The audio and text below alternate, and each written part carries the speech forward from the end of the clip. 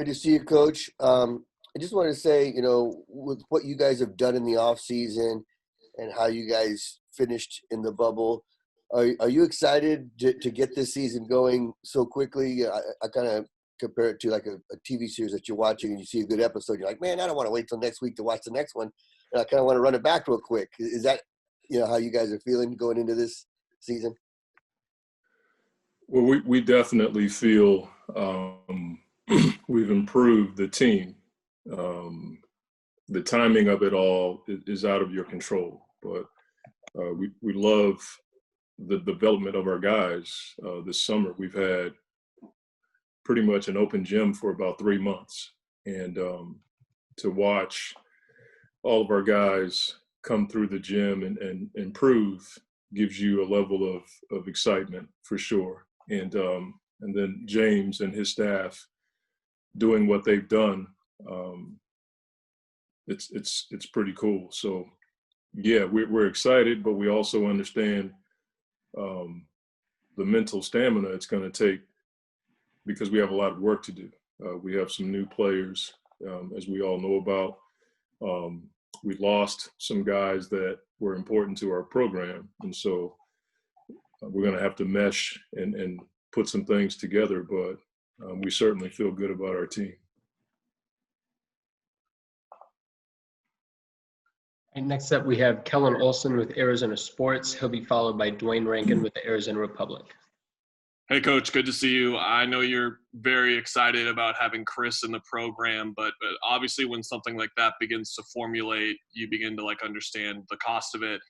Losing Kelly, losing Ricky in the trade, just your thoughts as that process kind of went along and finalized. Well, I mean, you said it. We added a first ballot Hall of Fame point guard to our team. Obviously, that comes with a bit of sacrifice, but we felt like it was one that was more than worth the risk. And we felt like there wasn't much negative risk. We felt like the reward for trading for a guy like Chris and for me, reuniting with him was a bonus. At the same time, as I've said a number of times, my emotional tie to Ricky runs deep. And we had some really good conversations after the trade, and he was stellar. And it's why we loved him so much. And also losing Kelly. Kelly had a big year, the best year of his career for us. So we still feel like it's going to improve our team. That's no disrespect to Ricky or Kelly. But Chris is Chris. I mean, he's one of the best players in the history of the game, especially at his position. He may be the best point guard of this era. I think a lot of people would vote for him. So I know we're looking forward to working together again. I'm looking forward to learning from him. And we're grateful for Chris, but we also feel a great deal of gratitude for Ricky and Kelly and their contributions to the program and what they did on the floor. Those guys were great. And next up, we have Dwayne Rankin with the Arizona Republic. He'll be followed by Cam Cox. Thanks, appreciate that. Coach, just a two-parter. One, you told me back, I think it was last year, maybe around, it was a little bit before the pandemic hit, that it takes like a year and a half to figure out the guys you want to have in this to fit the culture. Do you feel like the guys that have been added fit the culture? And then two, just looking at this structure, I mean, you go from not playing for 4 months, playing in a bubble, and now you've only got like 2 or 3 weeks to put a team together when you've added all these pieces. What's the biggest challenge in that?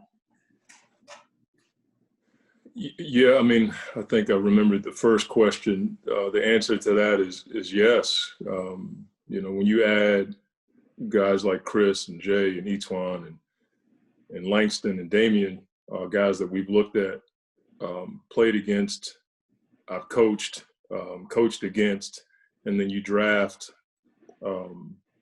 a talented kid like Jalen, we don't go into it just drafting their talent. We go into it drafting what we believe fits what we do. We love guys who love to hoop. We love guys who love the gym, who love to be coached, and guys we feel like can fit the culture values that we've tried to implement. So yes to that question. And then as far as adapting, we went into Orlando with the idea of getting better and navigating uncertainty. And we're going to have to do the same thing. I think the Marines have a creed that's like adapt, overcome, and improvise. Maybe not in that order, but I think we have to be able to implement some of that as we go forward. Everybody's dealing with the same thing. Our guys are excited to play. As I said, our guys have been in the gym for 3 months.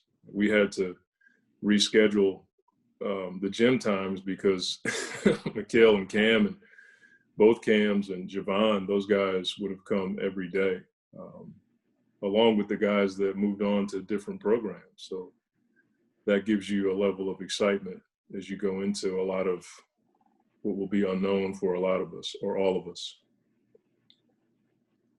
Right, next up, we have Cameron Kotz with 12 News. He'll be followed by Mark Schwartz. Hey, Coach. Good to see you. Good morning. Hope everything's going well. One thing that stuck with me all kind of off season here was your post-game speech after the bubble. And you told the guys, we're not the sons of old.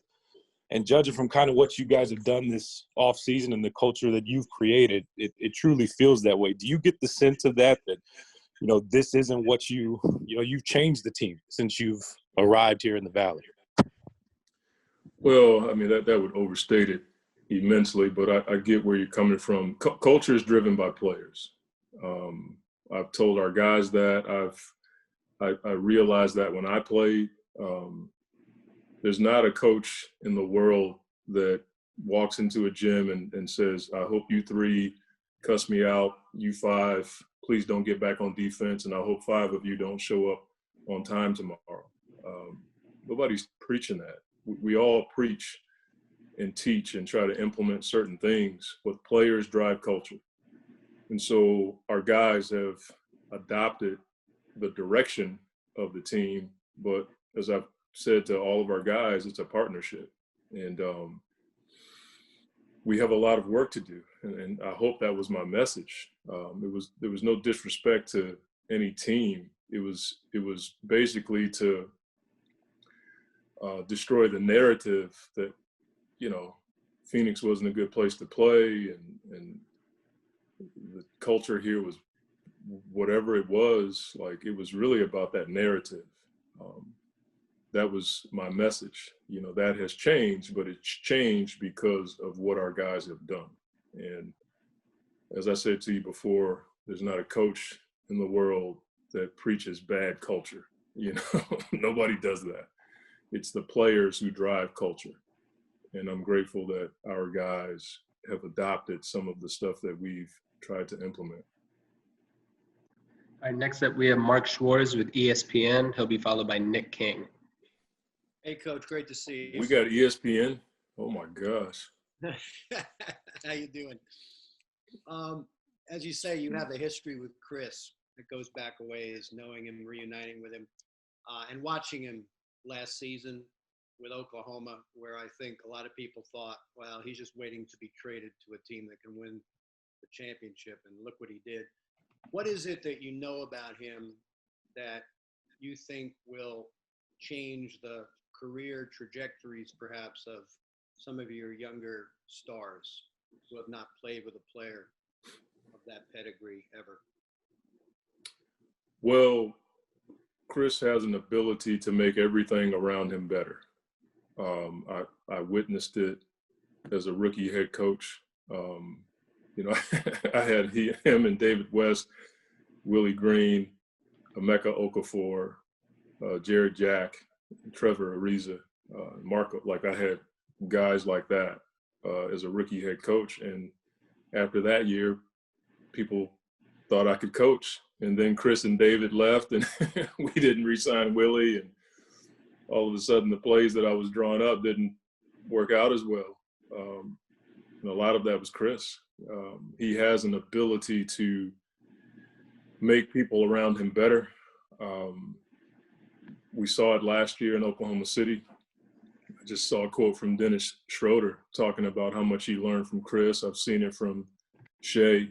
I've had conversations with Coach Donovan about how Chris helped their program. Talked to Donnie Strack, who runs their medical umbrella in Oklahoma City. He's one of those guys.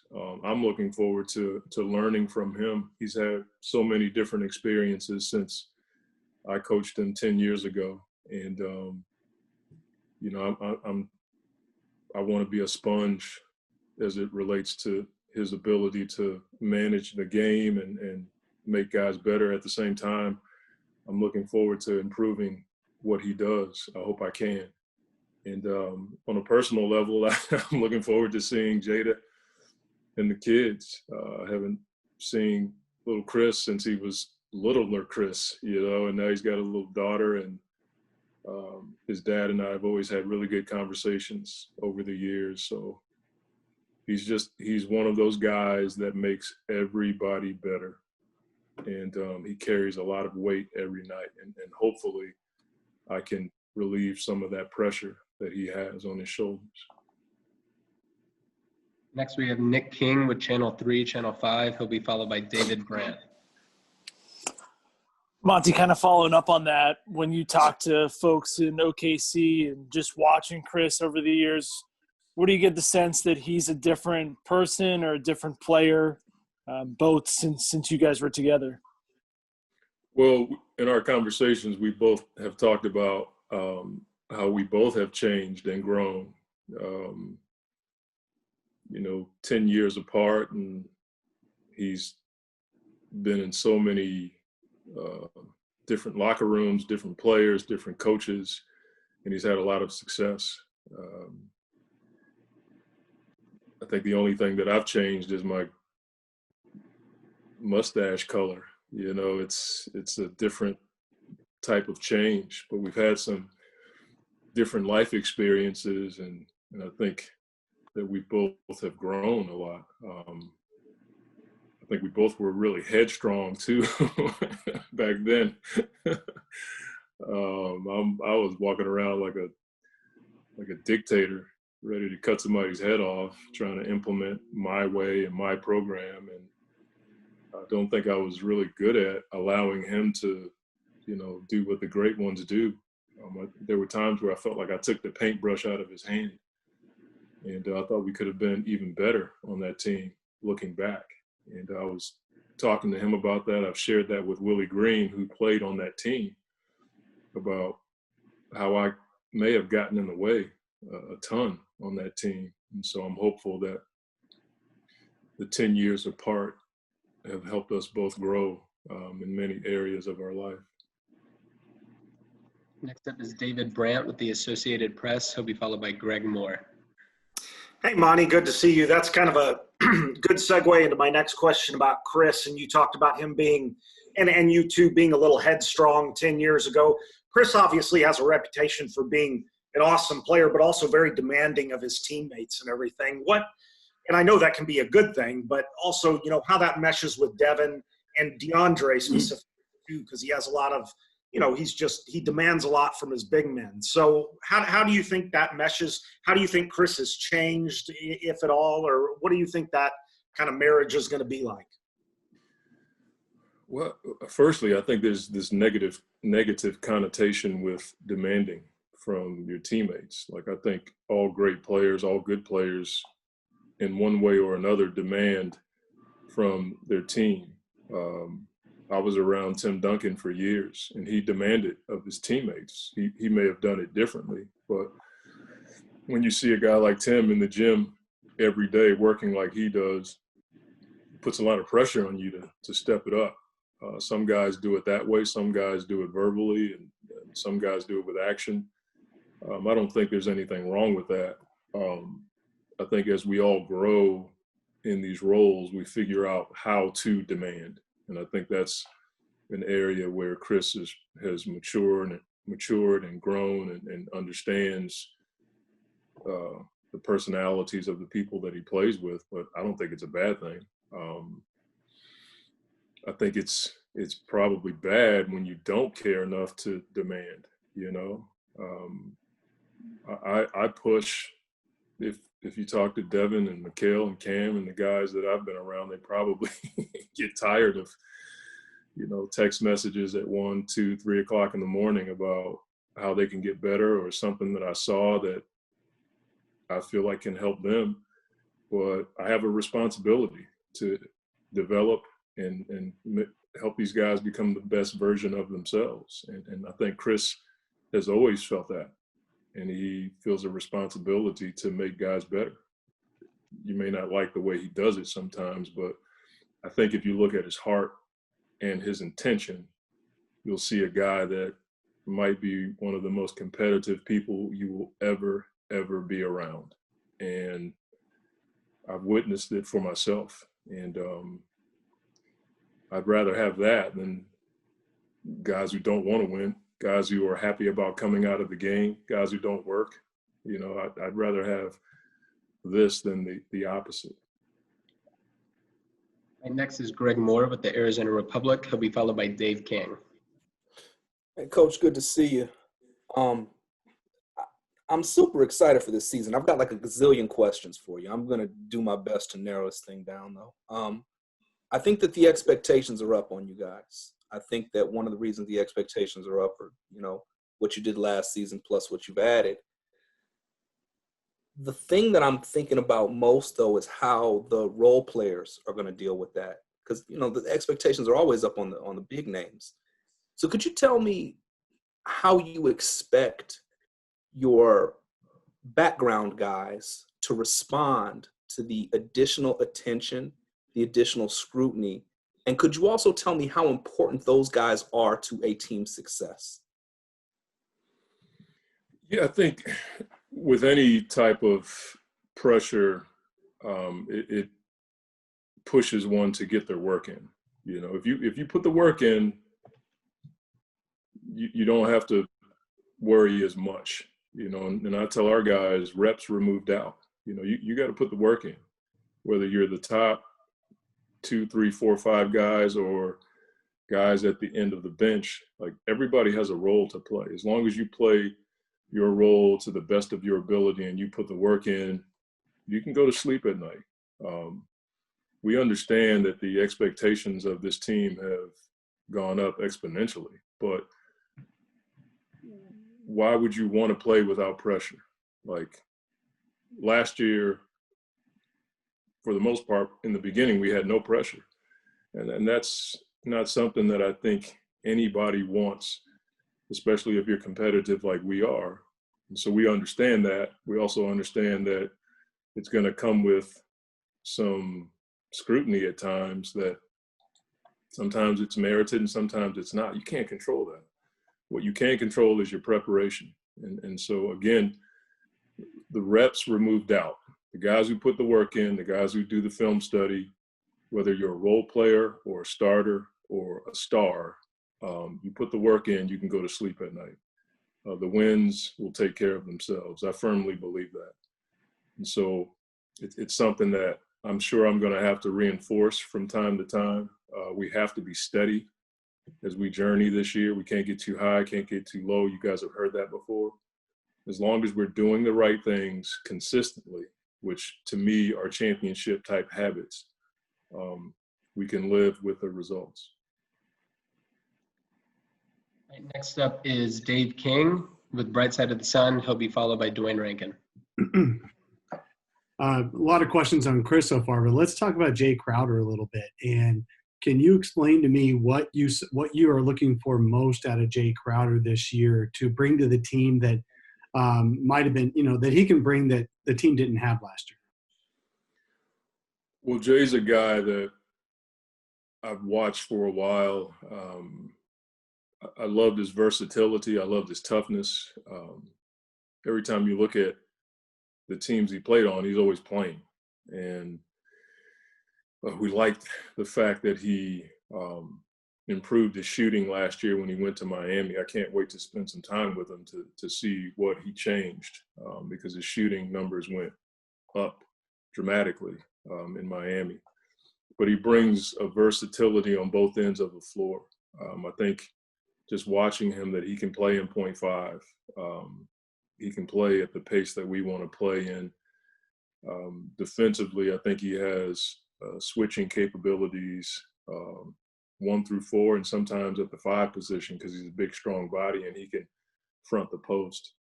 And I like Marquette guys. There's certain programs that I cater to as far as wanting those kinds of guys in our team. And Marquette's a program that's produced guys like Jay. You look at Jimmy, you look at Wes. Those guys are tough, versatile guys that can play a number of positions, not afraid of the moment. And I just felt like after James brought his name up and we discussed him, he was going to be a good fit for us. And then you throw in the playoff experience. That's something that we did not have in abundance last year. And Jay brings a lot of that. All right, next up, we have Dwayne Rankin with the Arizona Republic. He'll be followed by Paul Richardson. So, Coach, you talked about obviously a lot of expectations, new guys, what they bring to the table, the current guys that you have, and putting that all together.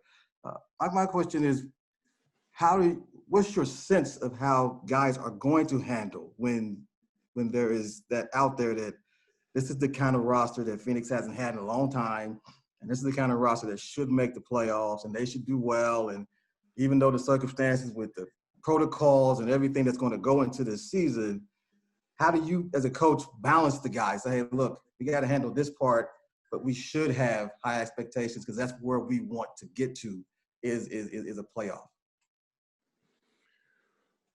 I mean, I think you said it. Like the expectations are what you work for. I mean, when you're building a program, you want to put yourself in a position where you have expectations, where you have pressure. Pressure is something that you should want. It brings the best out of you. It shows you who you are. I think it's a much bigger deal here because of the history of this program the last few years. But I think if you asked all of our guys, they would tell you to a man that this is what they want. When you have expectations and you have pressure, that means you're a team that has the potential to be pretty good. And so for me, and you guys have heard me say this before, we can't skip steps.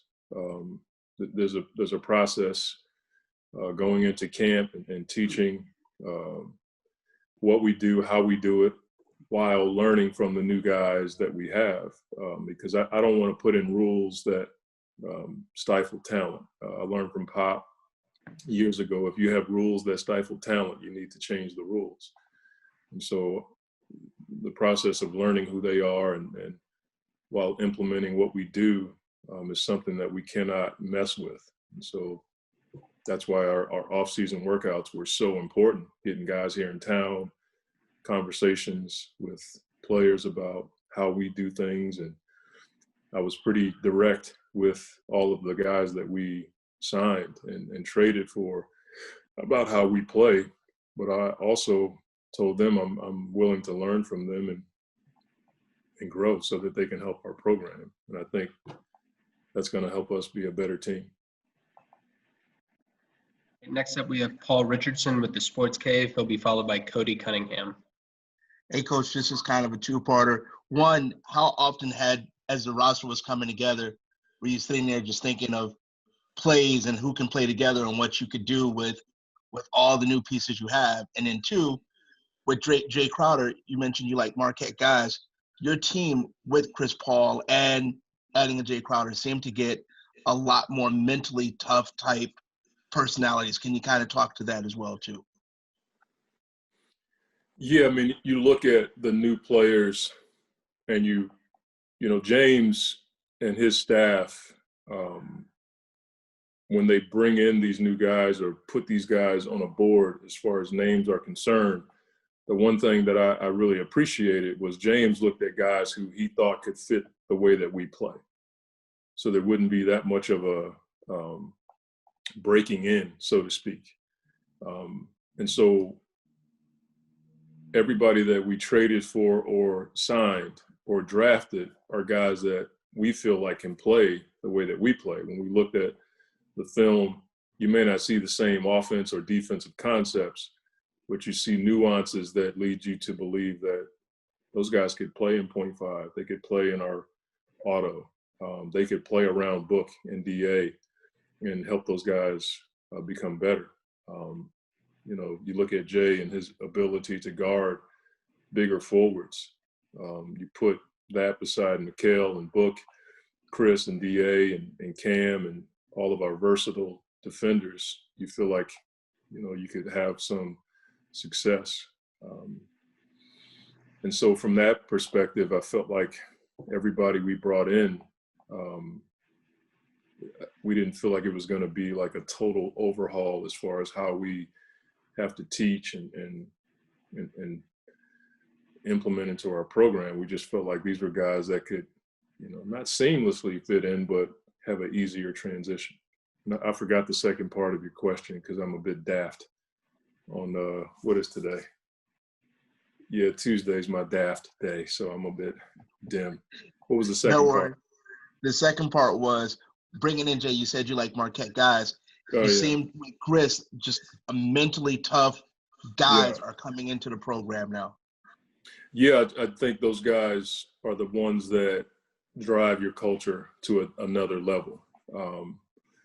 Those are the guys that Cam and Mikal, DA, and to a degree Book. I'm sure Book is going to be watching Chris a ton to see, whatever it is, because he certainly can't get that from me. And I think those guys bring a level of mental stamina, toughness, whatever you want to call it. That comes from the work. That comes from the experience. And I think our young players, JC and Cam, Jalen, those guys are going to be able to look and see these guys who've been in countless battles, I should say. Dario has competed against these guys a number of times, but now he's going to be able to, lock arms with them and go to battle every day. But he's also going to be able to grow because these guys have been in so many experiences. All right, we have time for 3 more questions. Next up is Cody Cunningham with Suns.com. He'll be followed by Kellen Olsen. Hey, Coach. We see every offseason Devin takes another step in his game, whether it's becoming that go-to scorer, to showcasing his playmaking ability, to last year improving his efficiency. What do you want and what do you expect to see from Devin in his 6th season? Well, what do I want? I want Devin to be an all-NBA player.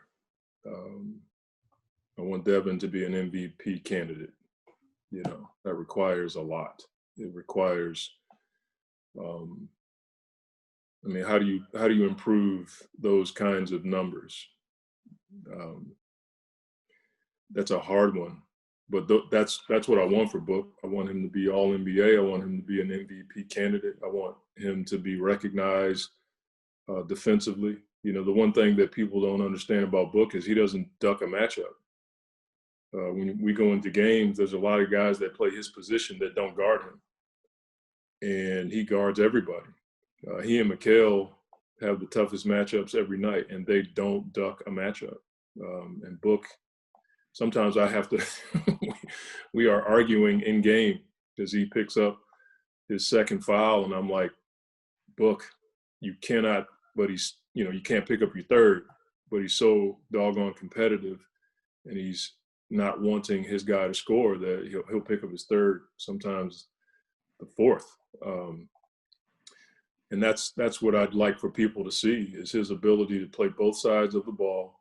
I'd love to see him in the conversation for all NBA and someday an MVP. And that's going to take a lot of work. But more than anything, I want to see him as one of the guys that's on a winning team.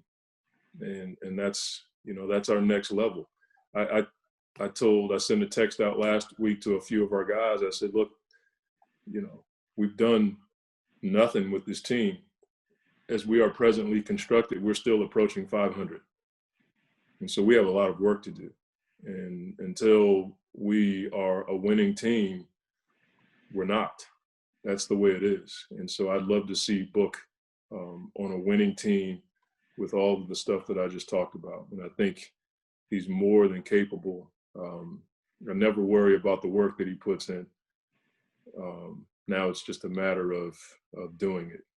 Well done is much better than well said.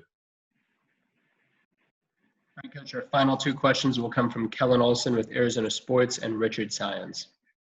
Hey, Monty, when you look at what James added to the roster, it's a lot of depth on your team, and just looking to training camp in the preseason, just the position battles that are going to unfold.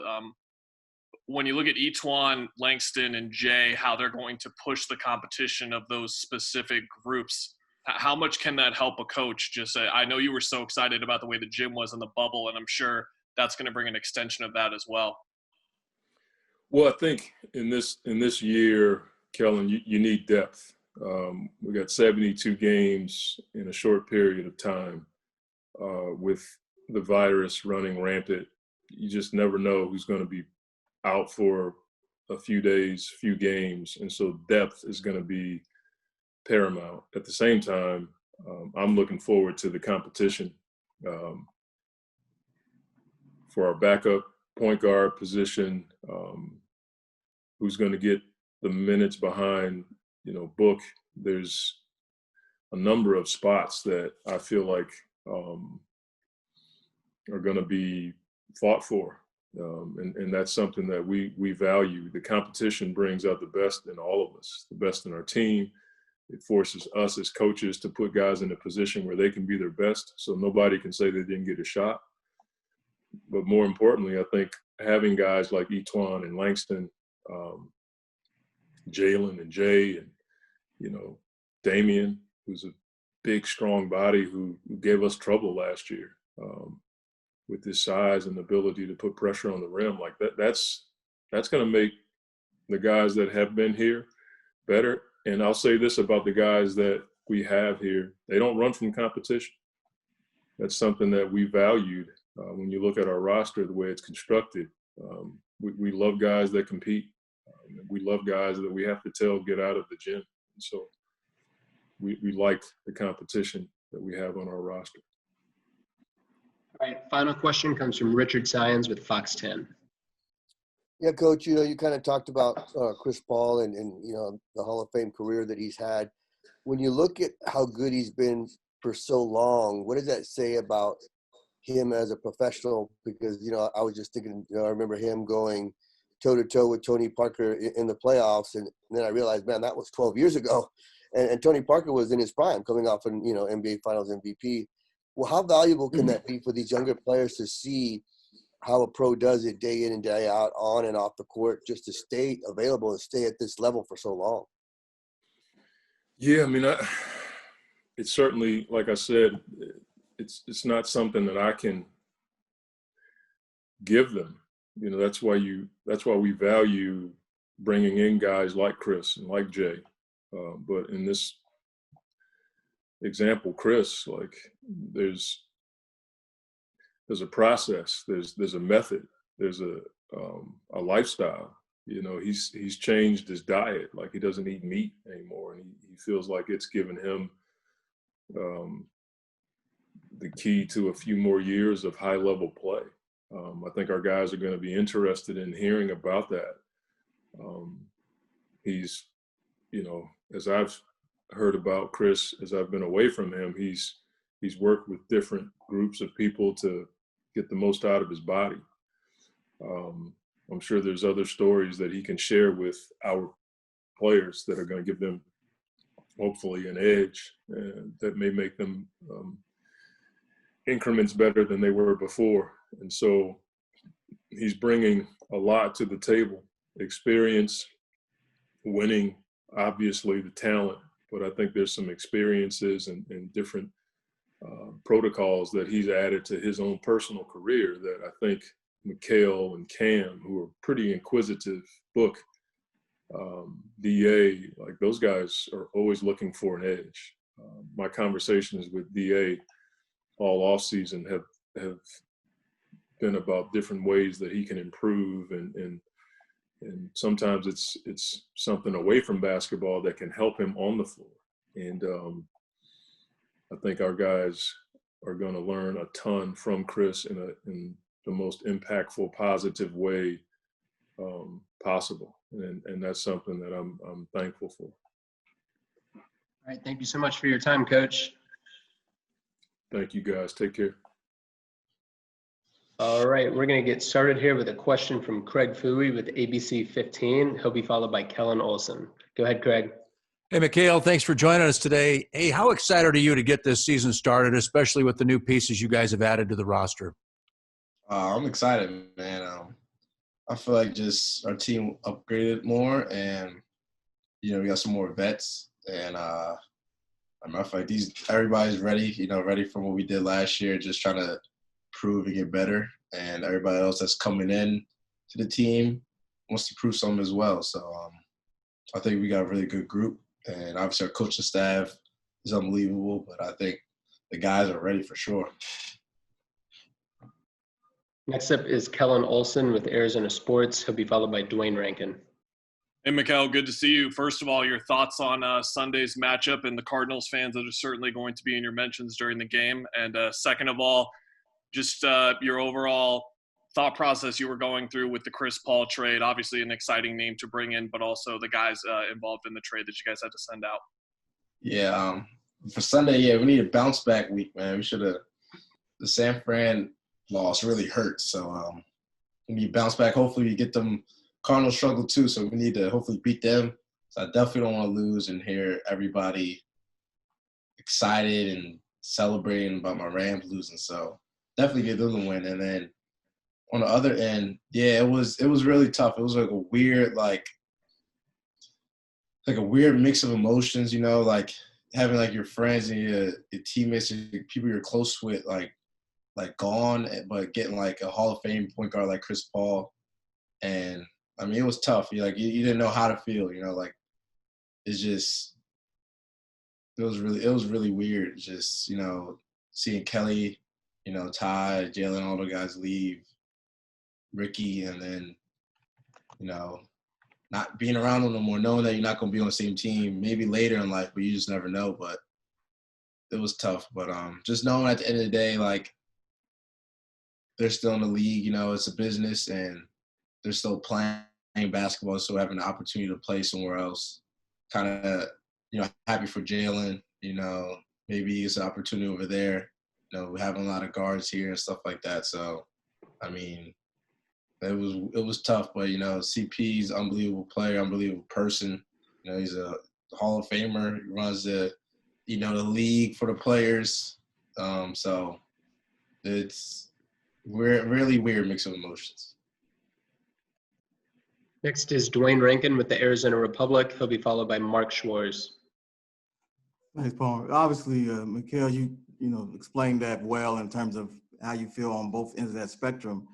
But when you talk about moving forward with this team and what's been added, I hear you talking about the excitement part. What's your expectation? I mean, how good can this team be? I know it's on paper right now. You got the camp and everything else and a whole season, but how good do you feel like this team can be? What are your expectations?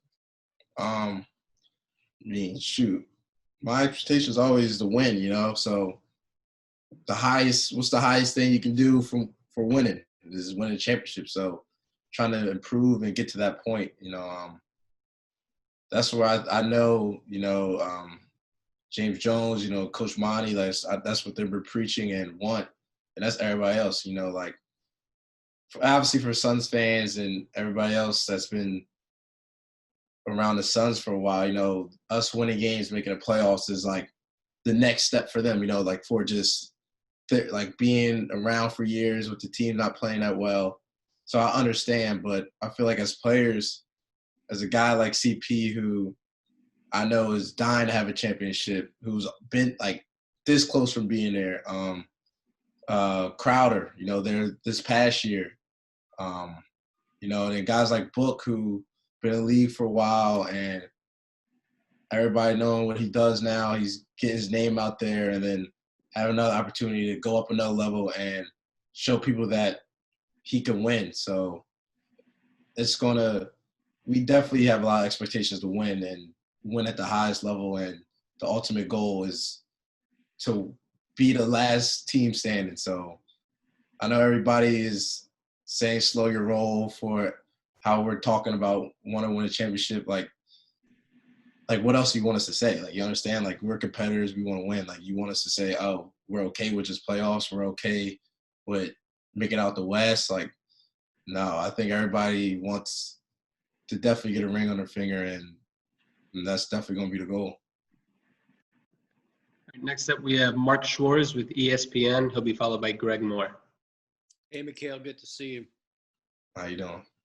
Good. What is it about Chris Paul that you think will make the most dramatic impact for young players on your team, especially you and Book and DA? I mean, how could he transform those guys' careers?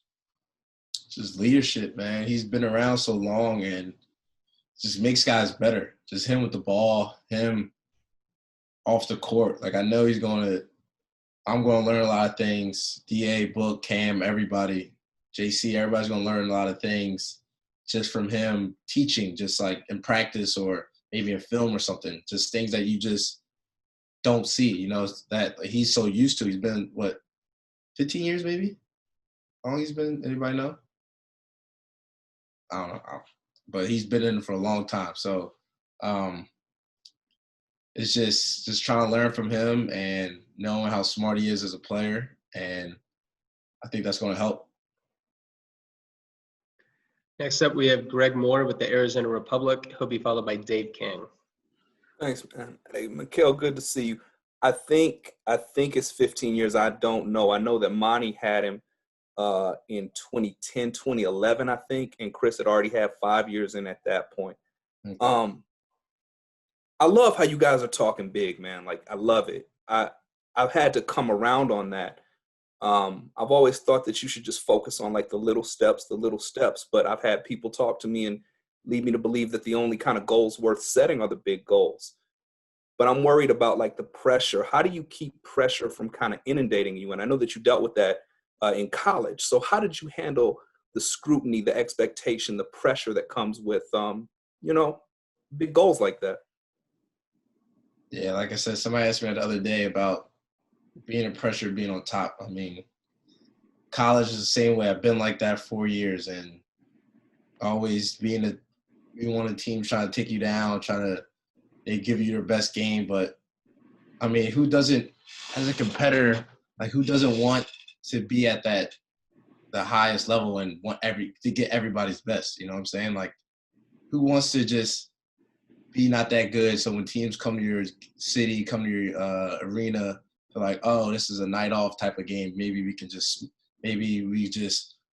hopefully just, be lackadaisical and come in and just win it. Like, who wants to be that lower team and be like, oh, maybe we could get one from them? Like, no, like we will love underdogs. I get it. I understand that, but like, I love getting everybody's best fight. And I feel like we got that respect towards the end of the year. And then now adding the pieces we have now, it's never going to be, nobody's going to take us lightly. And I love that. I want everybody's best shot. You know what I'm saying? It's just competitive in myself, and I know everybody on the team. So, I mean, if you want to win and you want to get the goals that you want, you're gonna want them things, and you're gonna have them as well. Next up, we're going to have Dave King with Bright Side of the Sun. He'll be followed by Nick Ferris. Mikal, and especially toward the end of the season in the bubble, you and Cam Johnson spent a lot of time spotting at the power forward and, being right next to DA as the second big man out there. With the addition of Jay Crowder, do you feel like that's going to be a little bit easier for you, or what are your expectations on lineups and kind of, are you going to be the second big out there a lot? Man, it's just as long as I'm out there, I know it's the same way for Cam, whatever position it is, just be out there to have an effect on the game. I'm close with Cam, and I know we'll do whatever to be out there. Just put us at. If we want to go small ball, put us at the 5. We'll be out there, play at the 5. It's not going to be like I don't want to play. Like, oh, I'm upset about it. Like if we're out there, we're out there. So we're going to just whatever coach, the matchups, whatever coach got, we're going to be ready for it. I mean, Cam guarded AD in LA, so like, come on, man. AD, one of the best players in the world. So you got to understand he's 7 foot, and Cam's guarding him. So we're always up for the challenge, and wherever coach puts us at, man, we're going to go out there and some coverages we don't know if we're in the ball screen, and we got to shed, we got to drop, we got to blitz it. Like, we'll learn it, and coach will teach us it, and we'll go out there and try to execute it. So. All right, next up we have Nick Ferris with The Score. He'll be followed by Paul Richardson. Hey, Mikal, if you're willing to reflect on the bubble a little bit, it seemed from the outside like it took tremendous resilience for you guys to, obviously go 8-0 and then almost make the playoffs despite pretty long odds going into it. What did the bubble experience teach you about resilience, and what do you think made you guys a resilient team at the toward the end of last season? Just think how connected we got, how we knew every game mattered, and that we're going to need not just our first couple players, not just our starting 5, not just our 6th man. It's going to take everybody. So we knew that, and we're out there playing as a team.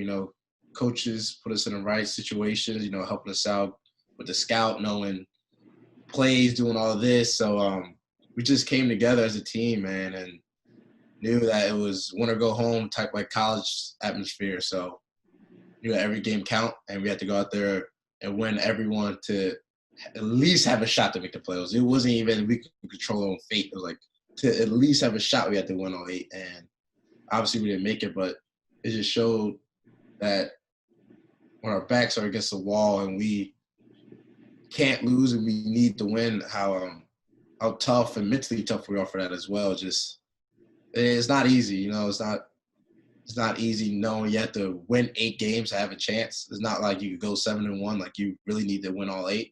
So just be mentally tough up there and not thinking about the 8th game or the 7th game, just taking it game by game, day by day, practice by practice. Just one game, we win, okay, lock in. Next day, work, focus on that practice, then focus on our next opponent, and then day by day, and just keep grinding until the last game.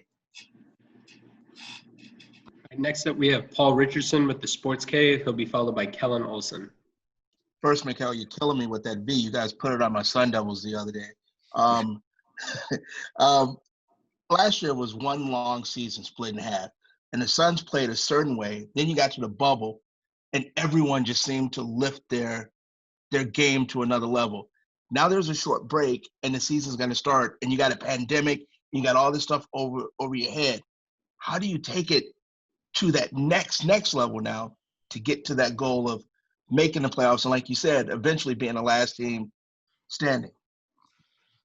Just practice, man. Just everybody being resilient, everybody being locked in from Jump Street. When training camp starts, just everybody being locked in from that start and improving every day. I mean, we have the players that are coachable and willing to get better.